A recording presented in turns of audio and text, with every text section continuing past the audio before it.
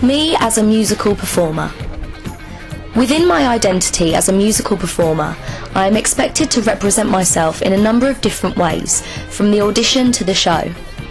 I need to interact with different people in different ways, as actor-director relationships, for example, are very different to actor-actor relationships, and therefore so are the conversations.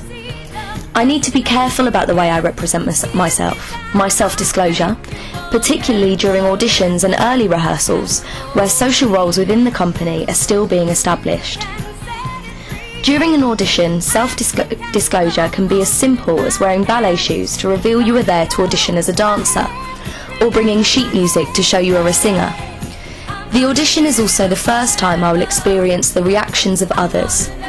I will also be able to compare myself with others auditioning for the same part as myself. Dimbleby and Burton would suggest this will affect my confidence and my opinion of myself as a performer. In early rehearsals, I and the rest of the cast may also use self-censorship. For example, something the director requests may not feel right, but as performers we may not yet have the courage to voice our concerns or contribute our own feelings and ideas, as the director represents a higher status than myself and the other cast members. As well as verbal communication, a lot of NVC also needs to be noticed and understood.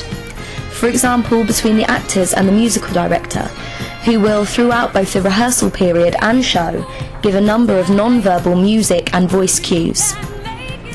People within a theatre company often become very close due to the amount of time being spent together. So much so that a theatre company could be seen as a subculture. A company will often begin to spend time together socially and form a friendship group.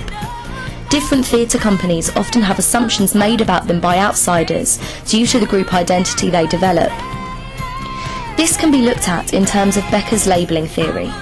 Musical performers are sometimes labelled by others as demanding or temperamental. Becker suggests labelling leads to self-fulfilling prophecies, the labelled becoming their label and behaving in accordance with that. In my own experience, I would argue that the reality of the label here is untrue and the label is being rejected, as seen in Margaret Fuller's study Fighting the Label. However, when the prophecy is a more positive one, it can increase a performer's confidence, which in turn will have a positive impact on their performance. For example, the director may praise you, give you positive feedback and label you as a strong performer. The confidence this brings will aid you in giving a strong performance. Honesty and trust is vital, particularly between cast members and the director. The company will become more open with each other during characterization exercises, as the success of the exercise will depend on cast members being less conscious of their self-disclosure and allowing the open part of their Johari window to grow. This will also happen organically as everyone involved becomes more comfortable and open with each other. The quality of my performance will largely depend on the way others have reacted to my performance in rehearsals. For example, using the idea of Cooley's looking glass theory, during rehearsals the reactions of the production team is my mirror.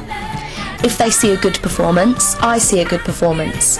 If they see a bad one, I see a bad one. During early rehearsals, this may encourage me to make a better performance, and Cooley suggests I would modify my behaviour according to the reflections I'm seeing.